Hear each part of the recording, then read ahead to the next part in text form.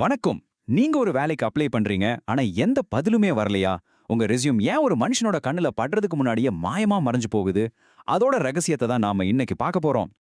யோசிச்சு பாருங்க, நீங்க பல மணி நேரம் கஷ்டப்பட்டு ஒரு சூப்பரான ரெஸ்யூமை ரெடி பண்ணி அனுப்புறீங்க. அதுக்கப்புறம் ஒரே அமைதி, காத்து கருப்பு கூட இல்ல. இந்த ஒரு விரக்தியான அனுபவம் நம்மள பலருக்கும் நடந்திருக்கும், இல்லையா? ஆனா ஒரு நிமிஷம். ஒருவேளை உங்க ரெஸ்யூமை ஒரு மனுஷன் பார்த்துட்டு ரிஜெக்ட் பண்ணல, அதுக்கு பதிலா ஒரு மெஷினோட கண்லையே படலன்னா என்னாகும்? இதுதாங்க நாம இன்னைக்கு உடைக்க போற மிகப்பெரிய கட்டுக்கதை. உங்க ரெஸ்யூமைய யாருமே படிச்சு பார்த்துட்டு வேண்டாம்னு சொல்லல. உண்மை என்னன்னா, பெரும்பாலான சமயங்கள்ல ஒரு மெஷின் அதை கண்டுக்கவே இல்ல. இந்த ஒரு விஷயத்தை மட்டும் நீங்க புரிஞ்சுக்கிட்டீங்கன்னா போதும், இந்த முழு ஆட்டத்தையுமே மாத்திரலாம். சரி, வாங்க இந்த கண்ணுக்கு தெரியாத டிஜிட்டல் காவலாளியோட முகமூடிய விளக்கி அது யாருன்னு பாப்போம். இதோட பேரு அப்ளிகன்ட் ட்ராக்கிங் சிஸ்டம், சுருக்கமா ATS. இந்த நம்பரை பாருங்க. 99% உலகத்துல இருக்கிற பெரிய ஃபார்ச்சூன் 500 நிறுவனங்கள்ல கிட்டத்தட்ட எல்லாருமே இந்த ATS தான் யூஸ் பண்றாங்க. அப்படின்னா என்ன அர்த்தம்? நீங்க ஒரு பெரிய கம்பெனிக்கு அப்ளை பண்ணினா உங்க ரெஸ்யூமையை முதல்ல படிக்க போறது ஒரு அல்காரிதம் தான். சிம்பிளா சொல்லணும்னா, இந்த பாட்களை எப்படி ஜெயிக்கிறதுன்னு நீங்க கத்துக்கலைன்னா நீங்க ஆட்டத்திலே இல்லைன்னு அர்த்தம். இது ரொம்ப ரொம்ப முக்கியமான பாயிண்ட். நல்லா கவனிங்க.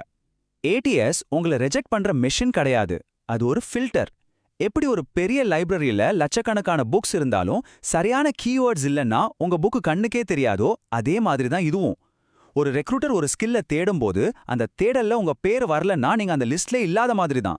மறுபடியும் சொல்றேன், நீங்க நிராகரிக்கப்படல, கண்ணுக்கு தெரியாம போயிட்டீங்க. சரி, இந்த சிஸ்டமை ஜெயிக்கணும்னா முதல்ல அது எப்படி வேலை செய்யுதுன்னு நாம புரிஞ்சுக்கணும் இல்லையா?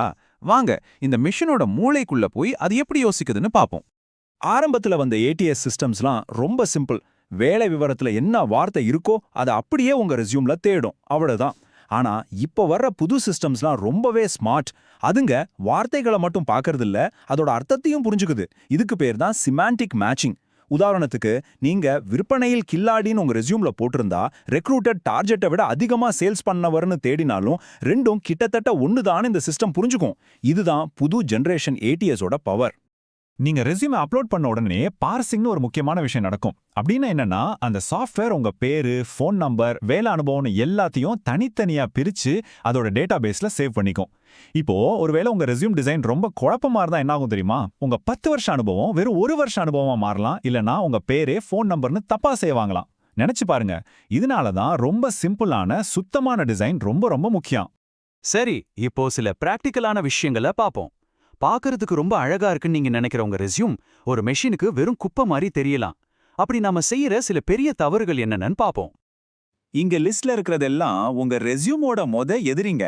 2 காலம் வச்சு டிசைன் பண்றீங்களா? மெஷின் அதை படிக்கும்போது இடது பக்கம் இருக்கிற வரியையும் வலது பக்கம் இருக்கிற வரியையும் ஒன்னா சேர்த்து படிச்சு ஒரே அடியா குழம்பிடும். ஃபோன் நம்பர் பக்கத்துல நீங்க வைக்கிற அந்த அழகான ஃபோன் ஐகான் இருக்கே, அதை ATS ஒரு அர்த்தமே இல்லாத குறியீடா தான் பார்க்கும். நீங்க மனுஷங்களுக்காக அழகா டிசைன் பண்றீங்க, ஆனா மெஷின் அழகையெல்லாம் பார்க்காது. அதுக்கு தகவல் மட்டும்தான் வேணும். சோ உங்க ரெஸ்யூமை மெஷினுக்காக சிம்பிளா டிசைன் பண்றதுதான் முதல் ஸ்டெப். இது உங்களுக்கு ரொம்ப ஆச்சரியமா இருக்கலாம், ஆனா இது ரொம்ப முக்கியமான ஒரு விஷயம். நீங்க ஒவ்வொரு வேலை அனுபவத்துக்கும் ஒவ்வொரு மாதிரி டேட் ஃபார்மேட் போட்டிங்கன்னு வைங்க. அதாவது ஒரு இடத்துல Jan 2019 இன்னொரு இடத்துல 01/2019 போட்டா ATS குழம்பி போயிடும். நம்புறதுக்கு கஷ்டமா தான் இருக்கும். ஆனா இந்த சின்ன தப்பு உங்களை ஒரு சீனியர் எக்ஸ்பர்ட்டா இல்ல ஒரு ஃப்ரெஷரானு முடிவு பண்றதுல பெரிய குழப்பத்தை உண்டாக்கிடும். அதனால எப்பவும் ஒரே ஃபார்மேட், அதாவது January 2020 மாதிரி மாதம் ஆண்டு அப்படிங்கிற ஃபார்மேட்டையே பயன்படுத்துங்க. DOC ஃபைல் அனுப்புறதா இல்ல PDF அனுப்புறதா? இது ஒரு $1 மில்லியன் கேள்வி இல்லையா? ஆனா பதில் ரொம்ப சிம்பிள். அந்த வேலை அறிவிப்புல கண்டிப்பா PDF தான் வேணும்னு கேட்டிருந்தா தவிர எப்பவும் DOC ஃபைலையே அனுப்புங்க. ஏன்னா DOC ஃபைல்களை கிட்டத்தட்ட எல்லா ATS-உம் ஒரு பிரச்சனையும் இல்லாம படிச்சிடும். ஆனா சில சமயம் PDF ஃபைல்ஸ் ஒரு இமேஜ் மாதிரி சேவ் ஆயிடும். அப்போ மிஷினால அதை படிக்கவே முடியாது. அதனால சேஃபான ஆப்ஷன் எப்பவும் DOC தான். சரி, நாம இதுவரைக்கும் பிரச்சனைகளை பத்தி நிறைய பேசிட்டோம். இப்போ தீர்வுகளுக்கு வருவோம்.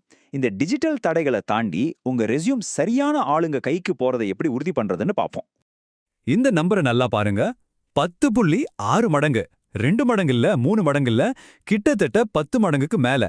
ஒரே ஒரு சின்ன மாற்றம் உங்க ஜாப் தேடுற பயணத்தையே தலைகீழா மாத்த போகுது. அது என்னன்னு பார்க்கலாமா? ஆமா, இதுதான் அந்த மேஜிக்.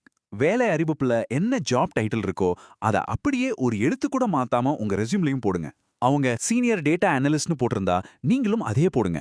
லீட் டேட்டா ஸ்பெஷலிஸ்ட்னு உங்களை நீங்களே ப்ரோமோட் பண்ணிக்காதீங்க. இது நம்ம பெருமையா பேசுற இடம் இல்ல, மிஷின் கிட்ட பேசுற இடம். மிஷின் ரொம்ப சிம்பிள். அதுக்கு என்ன சொல்லியிருக்காங்களோ அதை அப்படியே தேடும். ஸோ நீங்களும் அப்படியே கொடுங்க. இதுதான் ஏடிஎஸ் ஜெயிக்கிறதுக்கான நம்பர் 1 டெக்னிக்.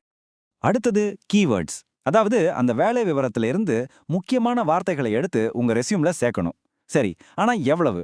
ஒரு 25ல இருந்து 35 வார்த்தைகள் வரைக்கும் இருந்தா கரெக்டா இருக்கும். ரொம்ப கம்மியா இருந்தா நீங்க தேடல்லே வரமாட்டீங்க.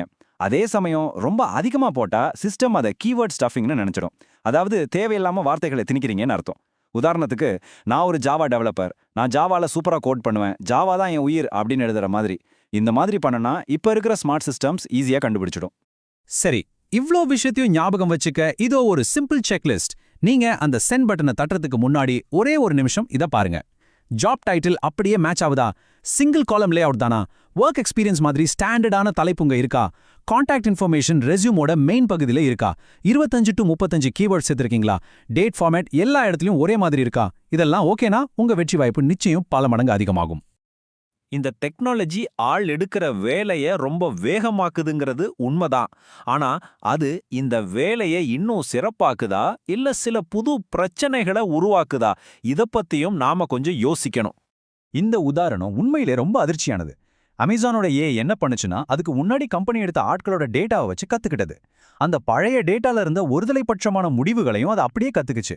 இதனால பெண்கள், அதாவது உமன்ஸுங்கிற வார்த்தை வர்ற ரெஸ்யூம்களை எல்லாம் அது நிராகரிக்க ஆரம்பிச்சது.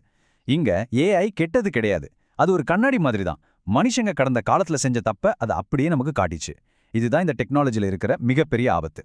நல்ல வேளையா அரசாங்கங்கள் இந்த ஆபத்துக்களை கவனிக்க ஆரம்பிச்சிருக்காங்க.